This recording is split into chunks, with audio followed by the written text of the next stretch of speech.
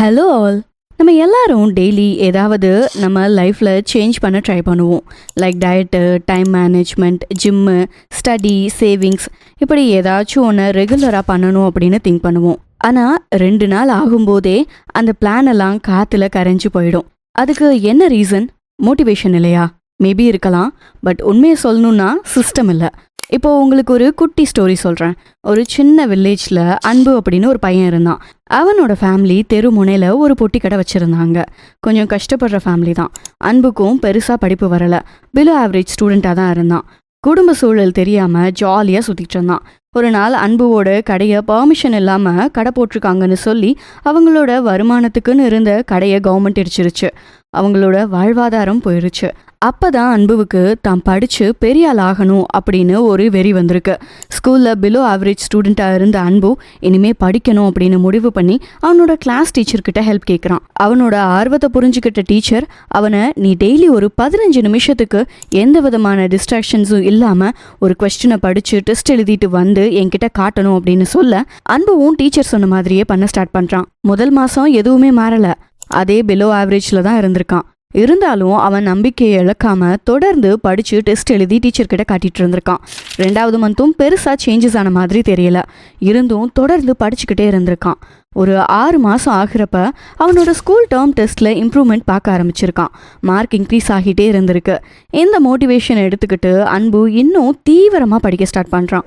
After 1 year public exam எழுதி school டாப்பராக வந்துடுறான். Teachers எல்லாரும் ஆச்சரியமாக அவனை பார்த்தாங்க. எல்லாரும் வாழ்த்துக்கள் சொன்னாங்க. இது அன்புவுக்கு இன்னும் மோட்டிவேஷனை கொடுத்துருக்கு. இன்ஜினியரிங் ஜாயின் பண்ணுறான். டெய்லி 15 நிமிஷம் படிக்கிறது அன்புவுக்கு ஒரு ஹேபிட்டாகவே மாறி இருந்திருக்கு. ஸோ டெய்லி அதை பண்ண ஆரம்பிச்சிருக்கான். 4 வருஷம் முடிவில் இன்ஜினியர் கிராஜுவேட்டாக வெளியில் வந்து சொந்தமாக பிஸ்னஸை ஸ்டார்ட் பண்ணி இன்னைக்கு ஒரு சக்ஸஸ்ஃபுல் என்டர்பிரனராக மாறி இருக்கான். அவனை பார்த்து ஃபேமிலி சந்தோஷப்பட்டுச்சு. இந்த கதையில் அன்பு ஜீனியஸ் பையன், நல்லா படிக்கிற பையன்லாம் இல்லை. பிலோ ஆவரேஜாக தான் இருந்திருக்கான். அவனுக்கு பெரிய மோட்டிவேஷன்லாம் இல்லை. ஆனால் அன்புக்கிட்ட அந்த டெய்லி ஹேபிட் இருந்துச்சு. 24 ஹவர்ஸில் வெறும் 15 நிமிஷங்கிறது ரொம்ப பெரிய நம்பர் இல்லை. பட் அந்த சின்ன பழக்கத்தை கண்டினியூஸாக கன்சிஸ்டண்ட்டாக பண்ணதுனால இன்னைக்கு ஒரு என்டர்பிரனராக இருக்கான். இதுதான் அட்டாமிக் ஹேபிட் அப்படின்னு சொல்லுவாங்க. ஒரு சின்ன ரொட்டீன் உங்களுக்கு ஒரு பெரிய ரிசல்ட்டை கொடுக்கும். இன்னும் புரிகிற மாதிரி சொல்லணும் அப்படின்னா, சிறு துளி பெருவெள்ளம். சின்ன வாட்டர் ட்ராப் தான்னு சாதாரணமாக நினைக்கக்கூடாது. அந்த எல்லா வாட்டர் ட்ராப்பும் ஒன்றா சேர்ந்தா ஒரு ஃப்ளட்டையே அது உருவாக்க முடியும். அன்பு மாதிரி உங்கள் வாழ்க்கையிலையும் ஒரு குட்டி சேஞ்சஸை பண்ணி லாங் டேர்ம் சக்ஸஸை எப்படி பில்ட் பண்ணுறது அப்படின்னு டீட்டெயில்டாக பார்க்கலாம். வாங்க வீடியோக்குள்ளே போகலாம். Part 1, habits, the real game changer. நீங்கள் லைஃப்பில் சக்ஸஸ் ஆகணும்னா ஹார்ட் ஒர்க் வேணும், டிசிப்ளின் தான் கீ, லக் இருக்கணும் ப்ரோ, இப்படியெல்லாம் சக்ஸஸ் ஆகிறதுக்கு இதுதான் வேணும் அதுதான் வேணும் அப்படின்னு சொல்லுவாங்க. அப்போது இதெல்லாம் தேவையில்லையா? யார் சொன்னால் தேவையில்லைன்னு? இதெல்லாம் வேணும் அப்படின்னு சொல்கிறதெல்லாம் சரியான பாயிண்ட்டு தான். ஆனால் உங்கள் லைஃப்பில் நீங்கள் பார்த்து இன்ஸ்பயர் ஆன எல்லாரும் யூஸ் பண்ணுற ஒரு இன்விசிபிளான வெப்பன் இருக்குது. அதுதான் ஹேபிட்ஸ். இது உங்கள் லைஃபையே சேஞ்ச் பண்ணணும் அப்படின்னா நீங்கள் ஒரு 6 மாதத்துக்கு டெய்லி 1 கிளாஸ் வாட்டர் மார்னிங் எழுந்ததும் குடிச்சிட்டு ஒரு 5 நிமிஷம் மெடிடேட் பண்ணிவிட்டு டெய்லி ஒரு பேஜ் புக்கை படிச்சிங்கன்னா, நிஜமாக சொல்கிறேன், நீங்கள் 6 மாதத்தில் கண்டிப்பாக டிஃப்ரெண்ட் பர்சனாக மாறியிருப்பீங்க. மென்டலி ஸ்ட்ராங்கான பர்சனாக, ஃபிசிக்கலி ஃபிட்டாக, எமோஷ்னலி பேலன்ஸ்டாக இருப்பீங்க. இதையே நீங்கள் டெய்லி 30 மினிட் மெடிடேஷன், டெய்லி புக்கில் 10 பேஜஸ்னு பெரிய நம்பராக உங்கள் கோலை செட் பண்ணிங்கன்னா அதை உங்களால் மேக்ஸிமம் 2 to 3 டேஸ்க்கு மேலே கண்டினியூ பண்ண முடியாது.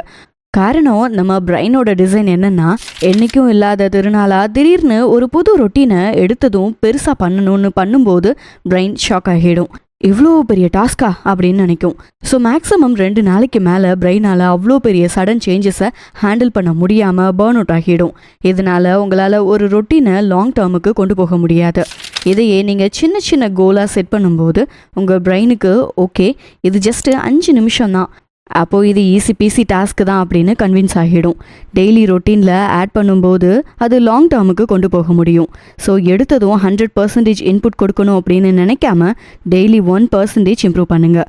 உங்களுக்கு தெரியுமா, நீங்கள் இப்படி டெய்லி 1% இம்ப்ரூவ் பண்ணும்போது ஜஸ்ட் 1 இயர்க்குள்ளே 37 டைம்ஸ் பெட்டர் பர்சனாக நீங்கள் மாறியிருப்பீங்க. ஸோ உங்கள் ஹேபிட்ஸை பெருசாக செட் பண்ணாமல் சின்னதாக செட் பண்ணுங்கள். சரிம்மா, நீ சொல்கிற மாதிரியே நான் ஹேபிட்டை ஃபாலோ பண்ணிட்டா சக்ஸஸ் ஆகிட முடியுமா அப்படின்னு கேட்டிங்கன்னா கண்டிப்பாக முடியும். ஸ்கூல் காலேஜஸில் LHS is equal to RHS concept நம்ம படிச்சிருப்போம்ல, அதையே தான் நம்ம எங்கேயும் பார்க்க போகிறோம் வாங்க. சக்ஸஸ் இஸ் ஈக்குவல் டு நம்மளோட ரிப்பீட்டட் ஆக்ஷன். நம்ம repeated action is equal to நம்ம habits. So ultimately success is equal to habits. LHS is equal to RHS, hence proved. இதனால தான் சொல்கிறேன் உங்களோட சக்ஸஸும் ஹேபிட்டும் ஒன்று தான். பார்ட் 2, அட்டாமிக் ஹேபிட் அப்படின்னா என்ன அட்டாமிக் ஹேபிட்டா? ஏதோ சயின்ஸ் புக்கில் வர மாதிரி இருக்குல்ல. ஆட்டம்னா என்ன? அது ஒரு சின்ன துகள், பார்ட்டிக்கல், பட் ரொம்ப பவர்ஃபுல். அந்த ஆட்டமில் தான் நியூக்ளியர் பாம்போட எனர்ஜியே இருக்கும்.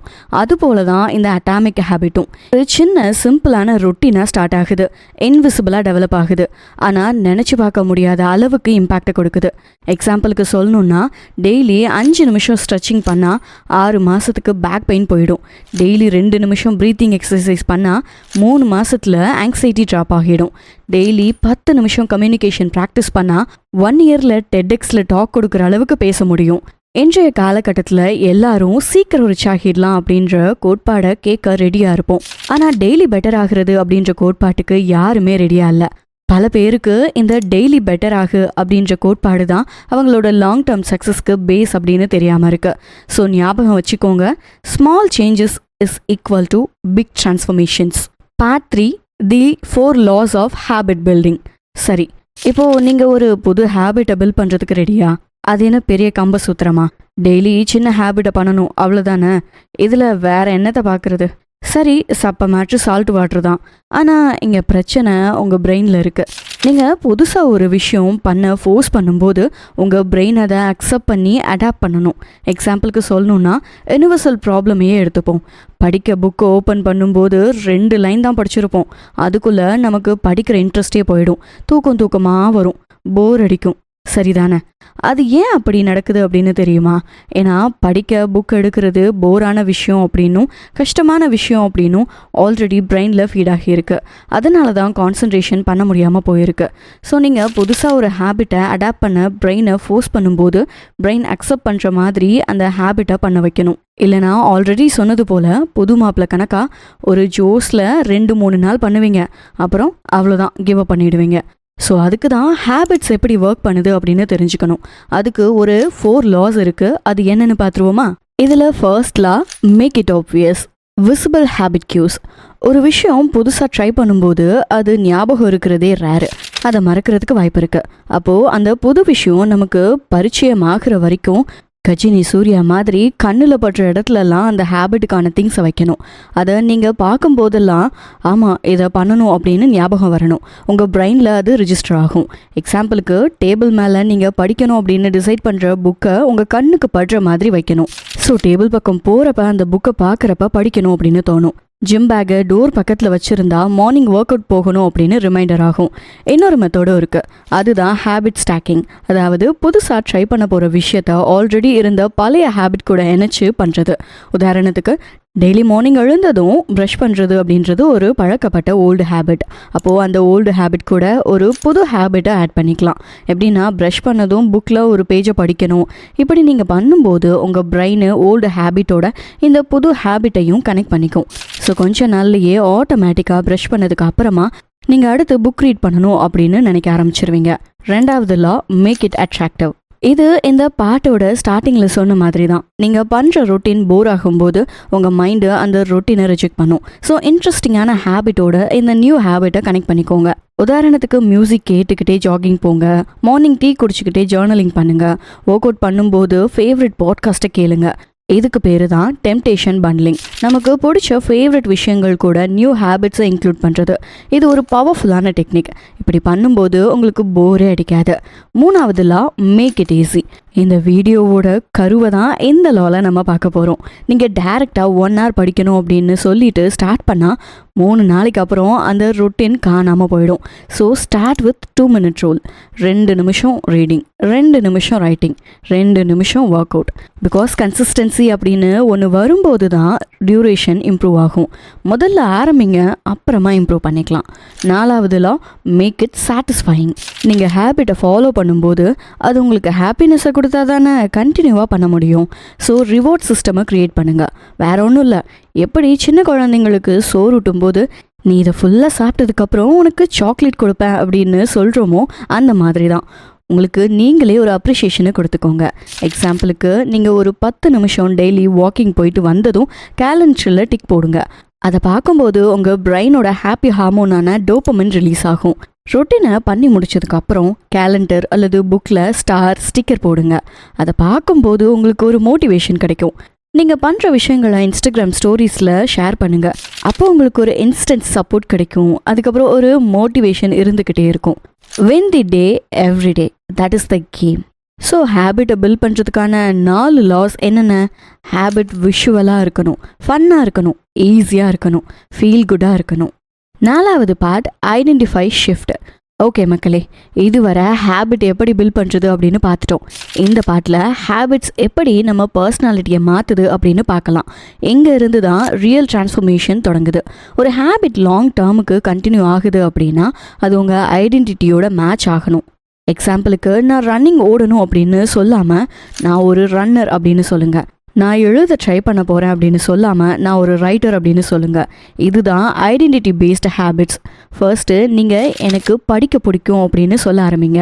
தென் ஐம் அ ரீடர் அப்படின்னு சொல்ல ஆரம்பிங்க.